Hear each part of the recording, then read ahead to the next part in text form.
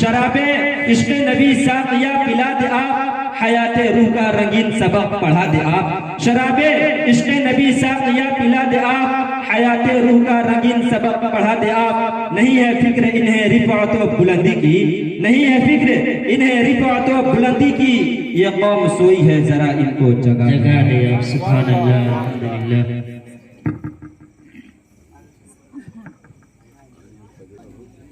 السلام علیکم ورحمۃ اللہ وبرکاتہ۔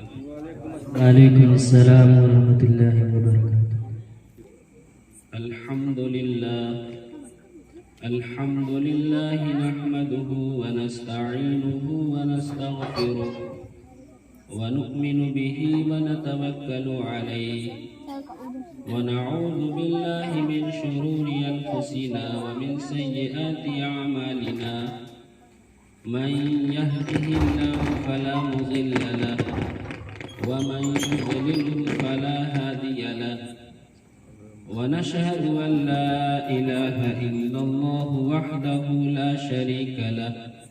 ونشهد أن محمدا عبده ورسوله،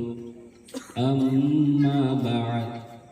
فأعوذ بالله من الشيطان الرجيم، بسم اللہ الرحمن الرحیم، تبارک الذی بیدہ الملک وہو علی کل شیء قدیر،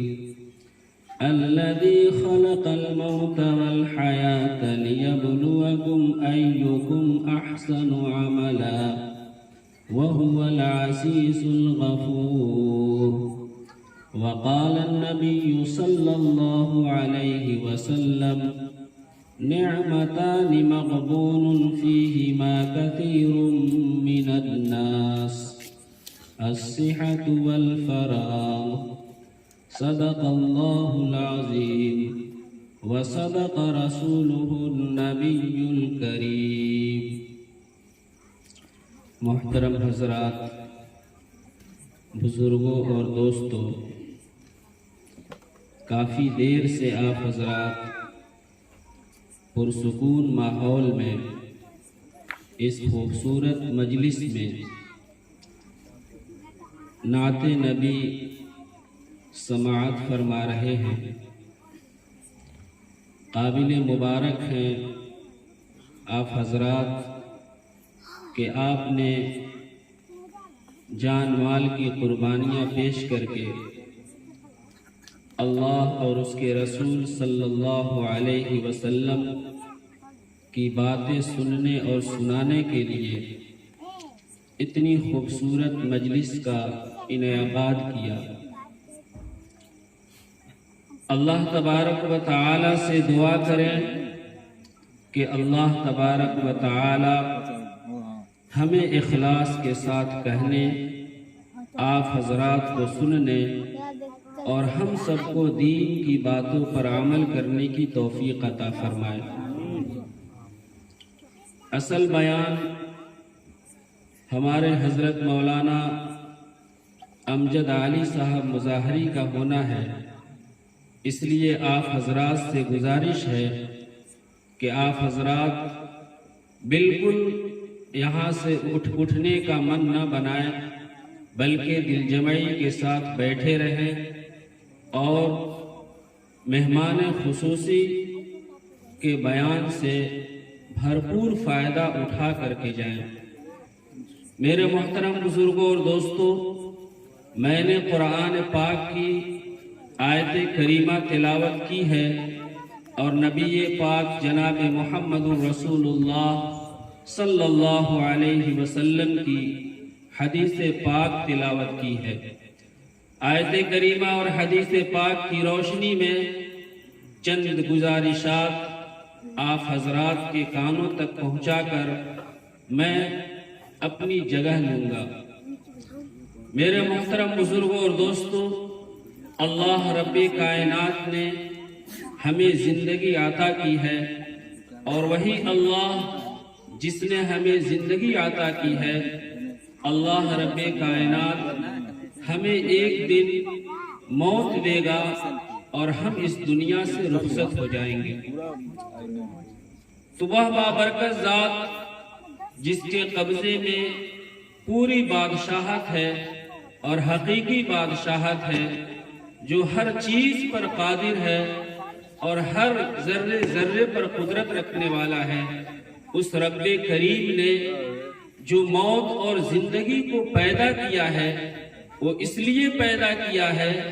کہ ہم انسانوں کو آزمائیں کہ وہ ان میں سے کون سب سے زیادہ عمل کے اعتبار سے اچھا ہے۔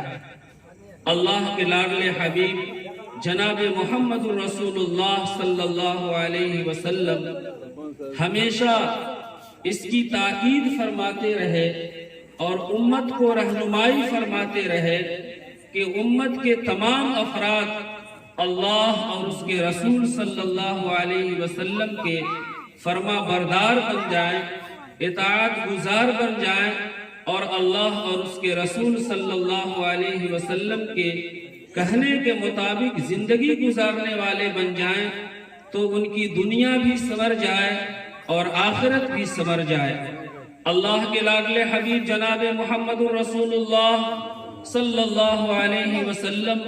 کے صحابہ کرام رضوان اللہ تعالی علیہم اجمعین نے محمد رسول اللہ صلی اللہ علیہ وسلم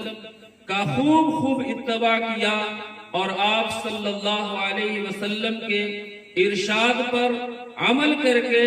پوری دنیا میں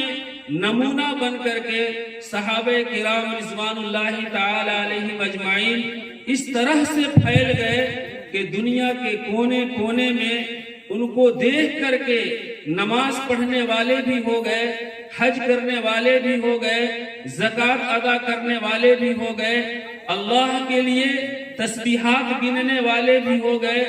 الغرض صحابہ کرام رضوان اللہ تعالی علیہم اجمعین نے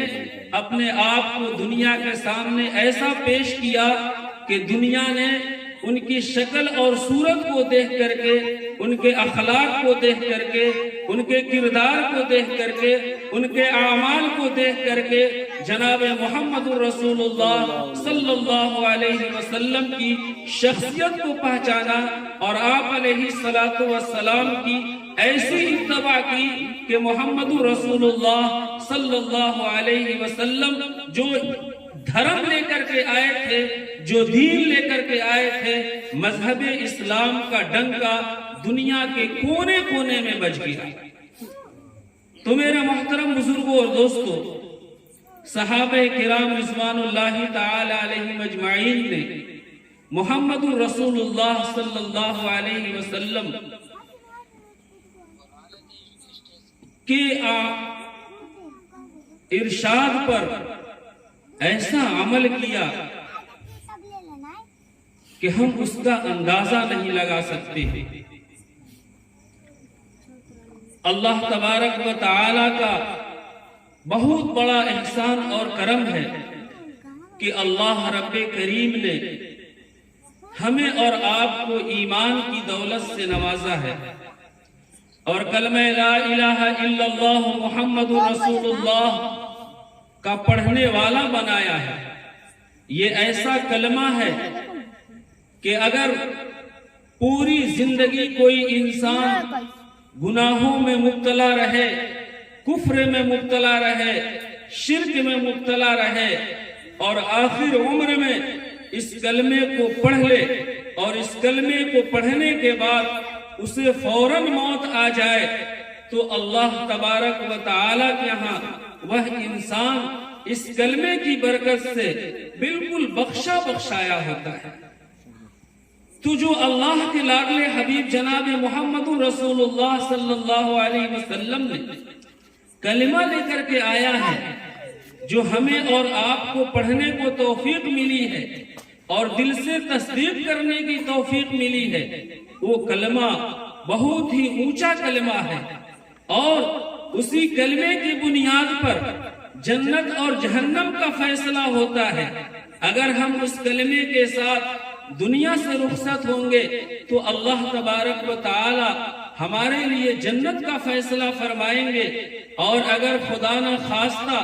ہم اس کلمے کو انکار کر کے اس دنیا سے رخصت ہوئے تو پھر ہمارا ٹھکانہ جہنم ہوگا۔ اس لیے جو اللہ تبارک و تعالی نے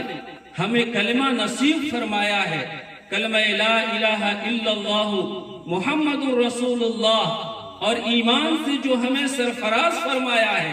ہمیں اس ایمان کی حفاظت کی ضرورت ہے، اور ہمیں اس ایمان کی محنت کر کے مضبوط بنانے کی ضرورت ہے۔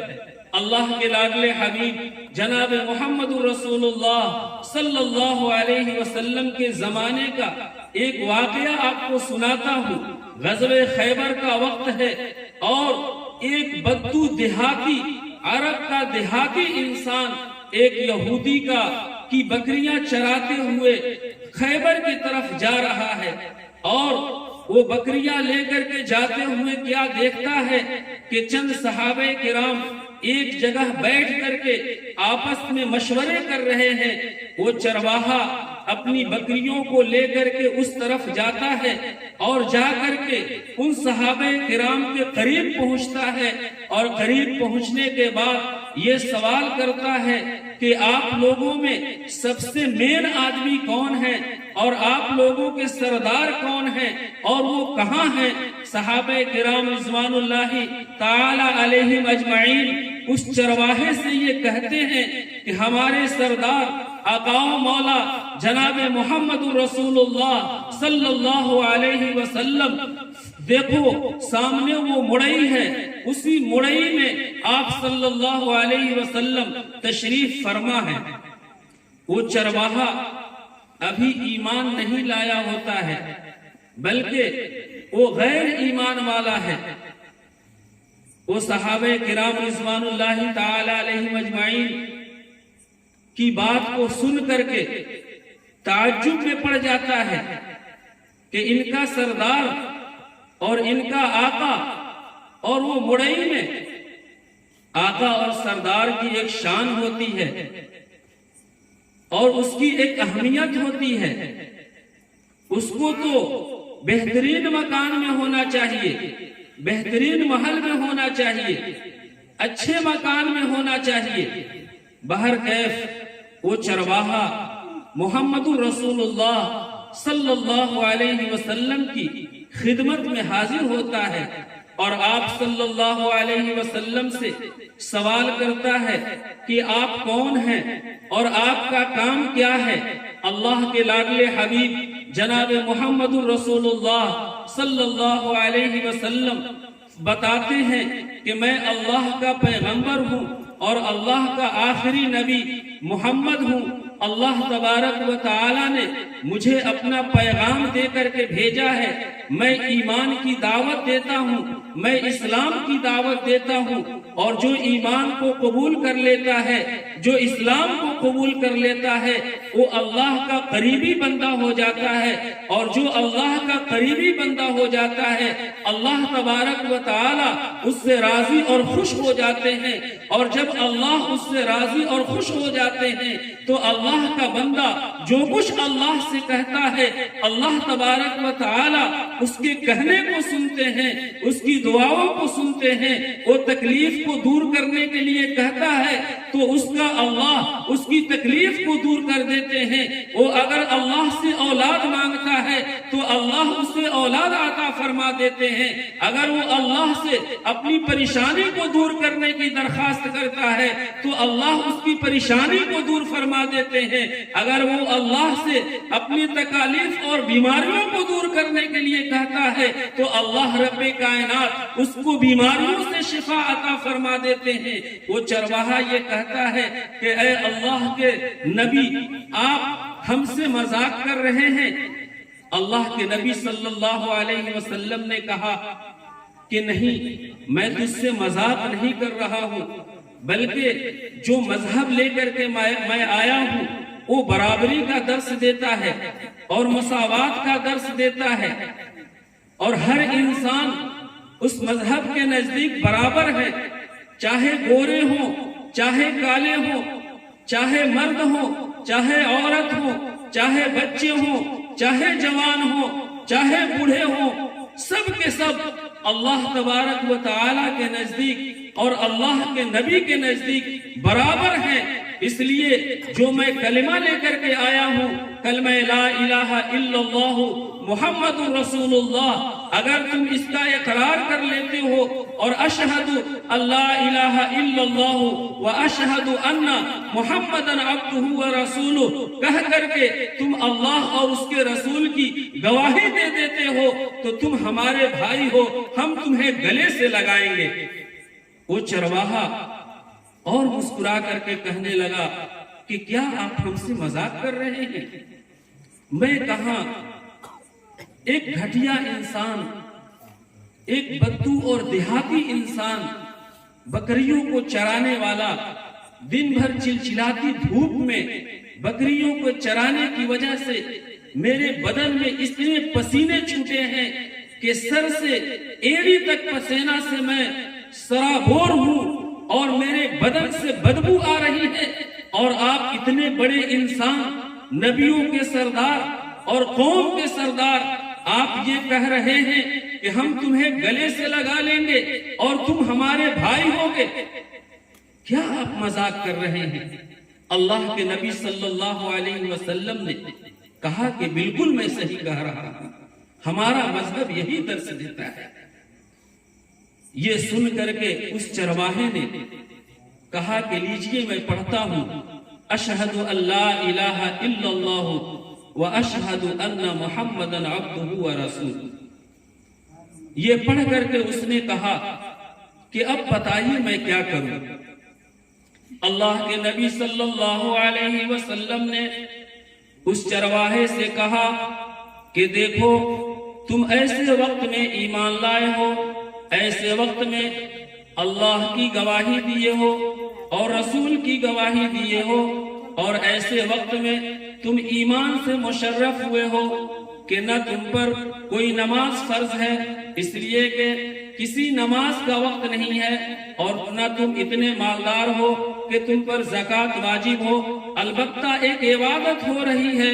جو اللہ کے راستے میں جہاد کرنا ہے۔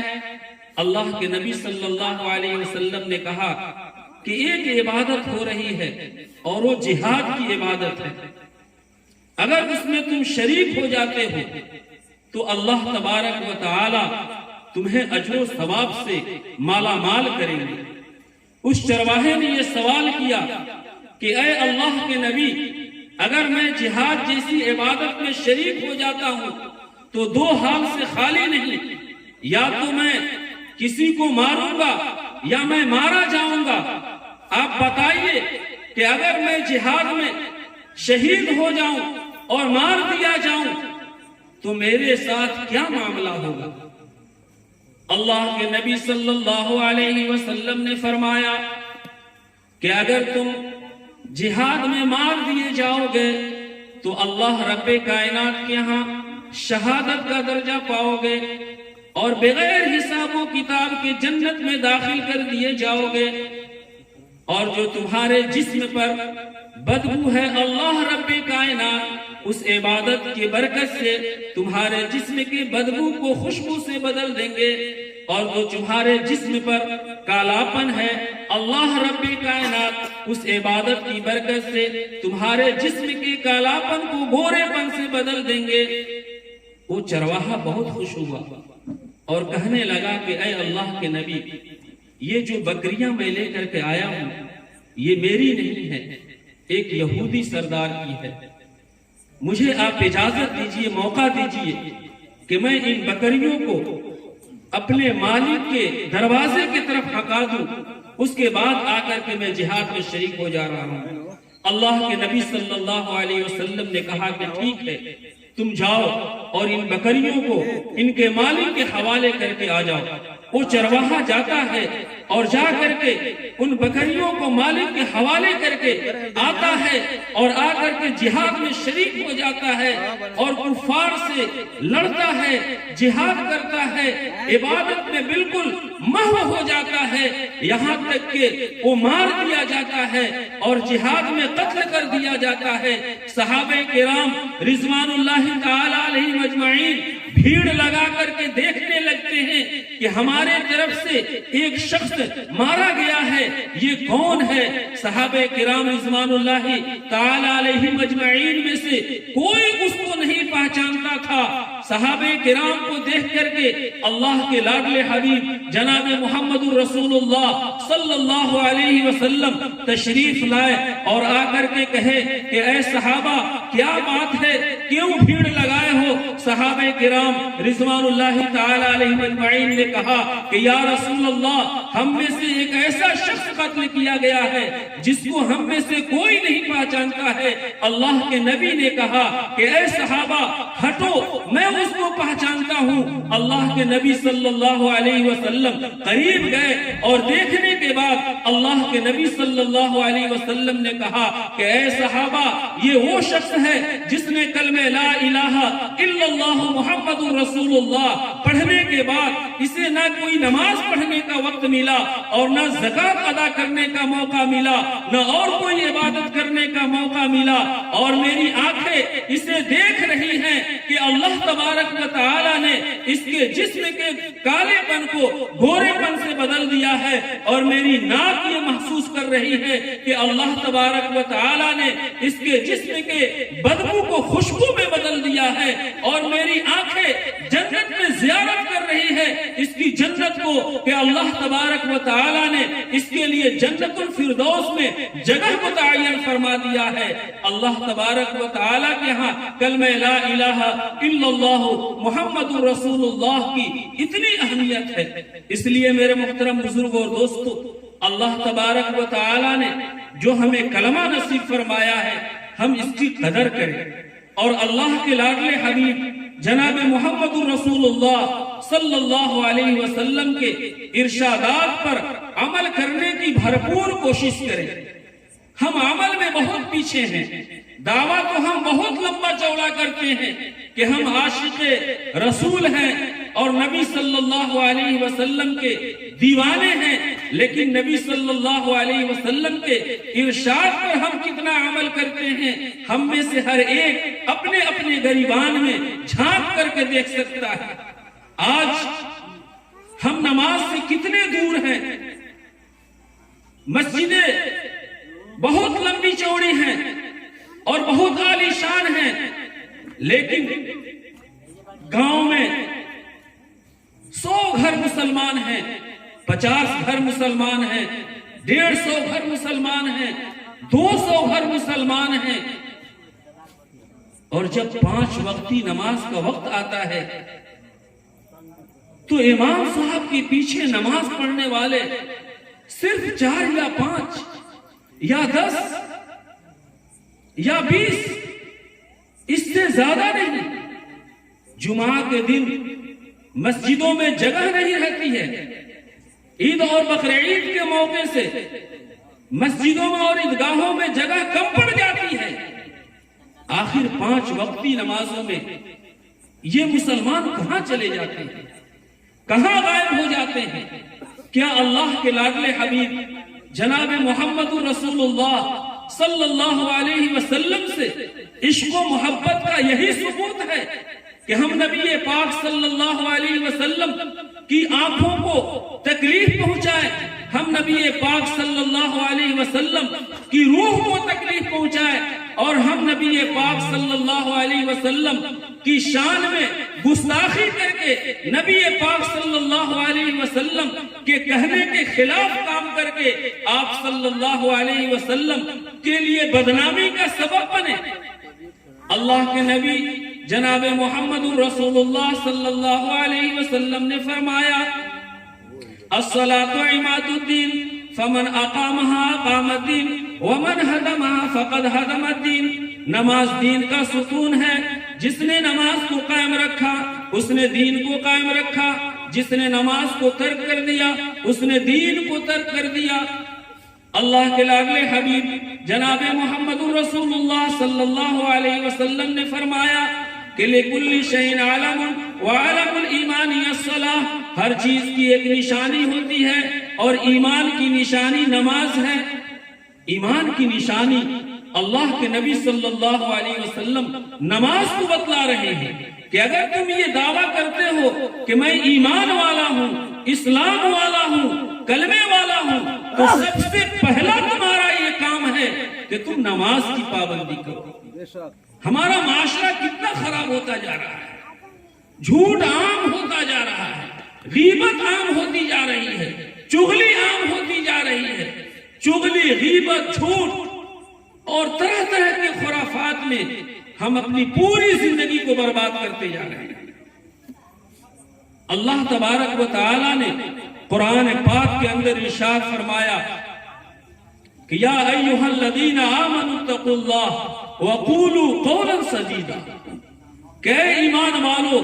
اللہ سے ڈرو اور ہمیشہ سچ بولو۔ ہمیشہ سچ بولنے کو اللہ تبارک و تعالی نے قرآن پاک کے اندر ارشاد فرمایا ہے، اور جو بات قرآن میں آ جاتی ہے اس کا انکار کرنا یا اس کے خلاف کام کرنا یہ گناہ کبیرہ ہوتا ہے۔ اللہ تبارک و تعالی کے ہاں اس پر بہت سخت گناہ ہے۔ اللہ کے نبی صلی اللہ علیہ وسلم کے زمانے کا ایک واقعہ ہے کہ نبی پاک جناب محمد رسول اللہ صلی اللہ علیہ وسلم بیٹھے ہوئے تھے، کچھ دوری پر ایک عورت اپنے بچے کو کھلا رہی تھی، اس کا بچہ کچھ دور چلا گیا، وہ عورت اپنے بچے کو بلا رہی تھی، وہ بچہ نہیں آ رہا تھا، تو اس عورت نے اس طرح سے مٹھی باندھ کر کے اس بچے کو لالچ دلا کر کے اپنے طرف بلایا، تو وہ بچہ آ گیا۔ نبی پاک صلی اللہ علیہ وسلم دور ہی سے دیکھ رہے تھے۔ آپ صلی اللہ علیہ وسلم نے اس عورت کو بلایا اور کہا کہ جس وقت تم اپنے بچے کو اس طرح سے مٹھی باندھ کر کے بلا رہی تھی، کیا اس وقت تمہاری مٹھی میں کچھ تھا یا تمہاری مٹھی خالی تھی؟ اس عورت نے کہا کہ اے اللہ کے نبی، جس وقت میں اپنے بچے کو بلا رہی تھی اس وقت میری مٹھی میں ایک کھجور تھی۔ اللہ کے نبی صلی اللہ علیہ وسلم نے کہا کہ تب ٹھیک ہے، اگر تمہاری مٹھی میں کچھ نہیں ہوتا اور یوں ہی بلا کر کے اپنے بچے کو کچھ نہیں دیتی تو تمہارے نام اعمال میں ایک جھوٹ کا گناہ لکھا جاتا، جھوٹ کا گناہ لکھا جاتا۔ اللہ کے نبی صلی اللہ علیہ وسلم نے ارشاد فرمایا کہ جھوٹ گناہ کبیرہ ہے، اور اللہ تبارک و تعالی کے ہاں گناہ کبیرہ کی سزا ملے گی۔ اس لیے اللہ رب کائنات نے قرآن پاک کے اندر ارشاد فرمایا کہ اے لوگو، جب بھی بولو جھوٹ سے پرہیز کرو اور ہمیشہ سچ بولو۔ آج کل چغلی عام ہو گئی ہے اور غیبت عام ہو گئی ہے، ایک دوسرے کی شکوہ شکایت، ایک جگہ بیٹھ گئے تو فلاں کی شکایت فلاں سے اور فلاں کی شکایت فلاں سے، اس طرح سے کر کے ہم خاندان کو خاندان سے لڑا دیتے ہیں، گھر کے ایک فرد کو دوسرے فرد سے لڑا دیتے ہیں، اور ایک برادری کو دوسری برادری سے لڑا دیتے ہیں۔ اللہ رب کائنات کے یہاں اس کا بہت بڑا گناہ ہے۔ اللہ کے نبی صلی اللہ علیہ وسلم نے بہت سختی کے ساتھ یہ فرمایا، اور قرآن پاک کے اندر اللہ رب کائنات نے ارشاد فرمایا کہ بتلاؤ کیا تم یہ پسند کرو گے کہ اپنے مرے ہوئے بھائی کا سڑا ہوا گوشت کھاؤ؟ اگر تم یہ نہیں پسند کرتے ہو کہ تم اپنے مردار بھائی کا گوشت کھاؤ، اگر تمہیں نہیں پسند ہے تو تمہیں یہ بھی نہیں پسند ہونا چاہیے کہ تم کسی کی غیبت کرو، کسی کی چغلی کرو اور کسی کی شکوہ شکایت کرو اور ایک دوسرے سے لڑانے اور بھڑانے اور آپس میں فساد برپا کرنے والی باتیں کرو۔ اللہ کے نبی صلی اللہ علیہ وسلم نے ہمیشہ مساوات کی بات کی ہے۔ اس لیے میرے محترم بزرگوں اور دوستوں، ہمیں چھوٹے چھوٹے اعمال کو چھوٹا نہیں سمجھنا چاہیے، بلکہ اسے بڑا سمجھ کر کے اگر ہم شکوہ شکایت کو معمولی سمجھ کر کے اسے کر بیٹھتے ہیں تو اللہ تبارک و تعالیٰ کے ہاں وہ بہت بڑا گناہ بن جاتا ہے، اور اگر ہم اسے ایک معمولی سا عمل سمجھ کر کے, نیک عمل سمجھ کر کے اگر غیبت کو چھوڑ دیتے ہیں, چغلی کو چھوڑ دیتے ہیں, شکوہ شکایت کو چھوڑ دیتے ہیں, ایک دوسرے کو لڑانے والی باتوں سے ہم الگ رہتے ہیں, تو اللہ کے لاڈلے حبیب جناب محمد رسول اللہ صلی اللہ علیہ وسلم نے ایسے لوگوں کے لیے خوشخبری دی ہے کہ ایسے لوگ دنیا میں بھی کامیاب ہوں گے اور آخرت میں بھی کامیاب ہوں گے. اس لیے معمولی سے معمولی عمل کو اگر ہم کر لیتے ہیں اور اس کی اہمیت کو سمجھتے ہیں تو اللہ تبارک و تعالیٰ کے ہاں چھوٹا سے چھوٹا عمل بھی بہت بڑا ہو جاتا ہے. نبی پاک صلی اللہ علیہ وسلم کی حدیثوں میں ایک واقعہ ملتا ہے کہ ایک فاحشہ عورت تھی اور بہت بدکار عورت تھی, ہمیشہ وہ گناہوں میں مبتلا رہتی تھی. ایک مرتبہ سفر کر کے وہ کہیں جا رہی تھی. اللہ کے لاڈلے حبیب جناب محمد رسول اللہ صلی اللہ علیہ وسلم فرماتے ہیں کہ سفر میں اس عورت کو ایک کتا نظر آیا. وہ کتا پیاس کی وجہ سے اپنی زبان نکال کر کے ہانف رہا تھا اور پیاس کی وجہ سے تڑپ رہا تھا. اس کتے کے قریب ہی میں کنواں تھا, لیکن پانی نکال کر کے پیے تو کیسے پیے, اس کتے کے اختیار سے باہر بات تھی.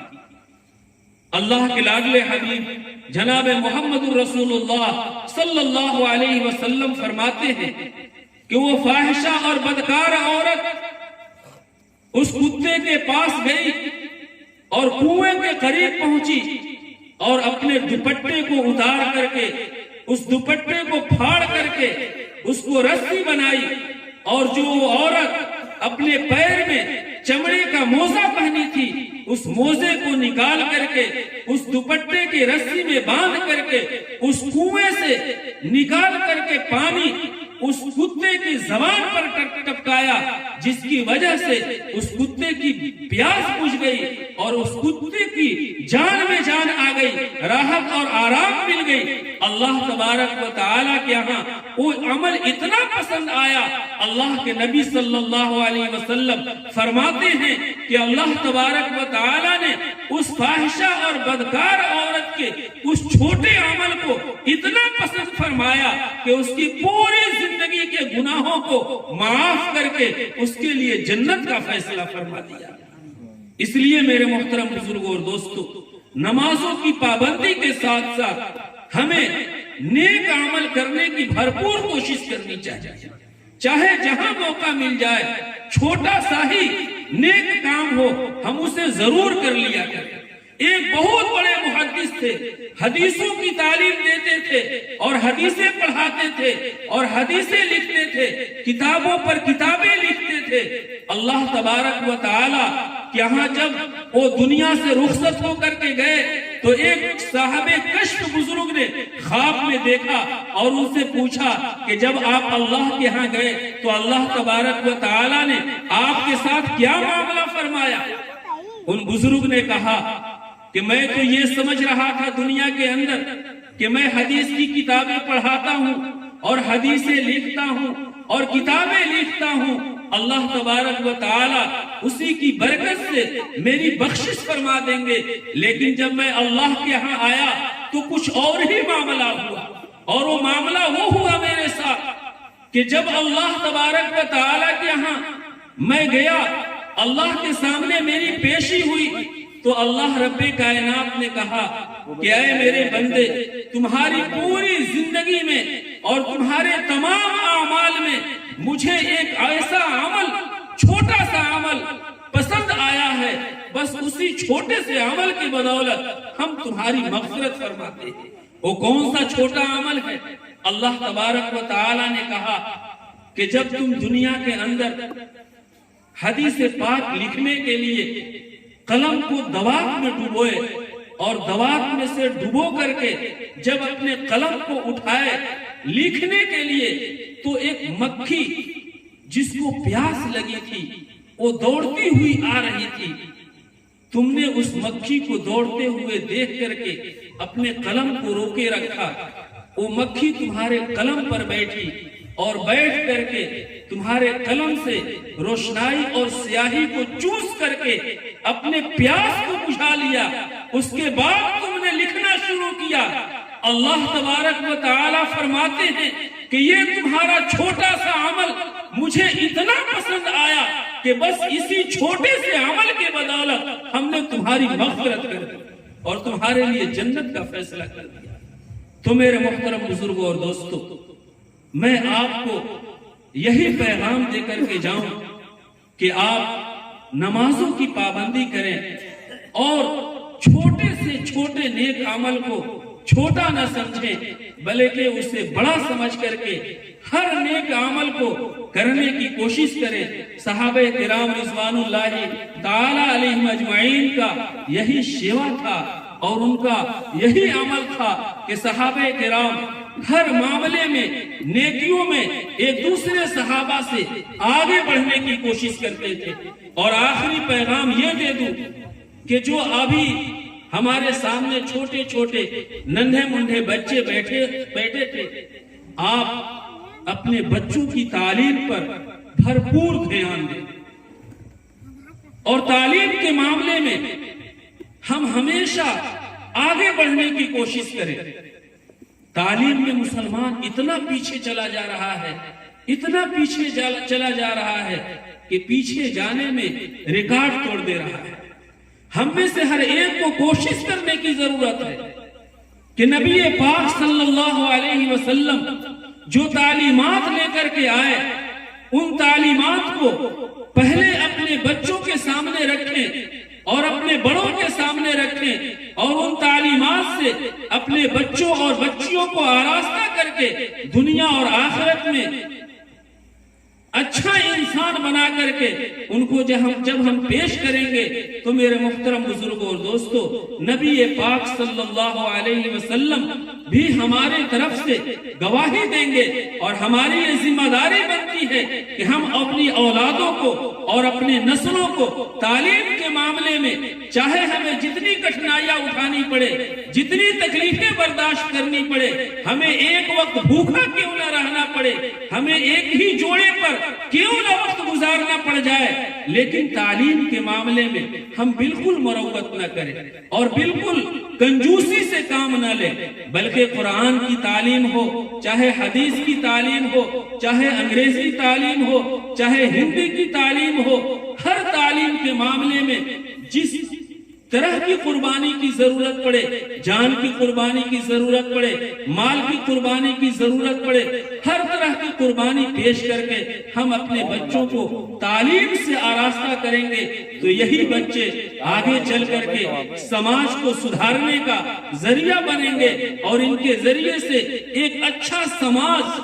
ابھر کر کے آئے گا، اور جب اچھا سماج ابھر کر کے آئے گا تو اچھے لوگ پیدا ہوں گے، اور جب اچھے لوگ پیدا ہوں گے تو پھر سماج ہمیشہ کے لیے بہتر ہو جائے گا، اور جب سماج بہتر ہو جائے گا تو سماج کا ماحول بہتر ہو جائے گا، سماج کا کردار بہتر ہو جائے گا، سماج کا اعمال بہتر ہو جائے گا۔ سماج جب بہتر ہو جائے گا تو آہستہ آہستہ اس کے قرب و جوار کے لوگ بہتر ہو جائیں گے۔ اس لیے میرے محترم بزرگوں اور دوستو، اللہ تبارک و تعالی ہمیں کہی ہوئی باتوں پر عمل کی توفیق عطا فرمائے، اور دل جمعی کے ساتھ بیٹھے حضرت مولانا کا ابھی خطاب ہوگا، ہم سب اس سے بھرپور مستفیض ہوں اور اس سے فائدہ اٹھائیں۔ اس کے بعد ہی جب جلسے کا اختتام کا اعلان ہو تبھی ہم گھر جائیں۔ اللہ تبارک و تعالی ہمیں عمل کی توفیق عطا فرمائے۔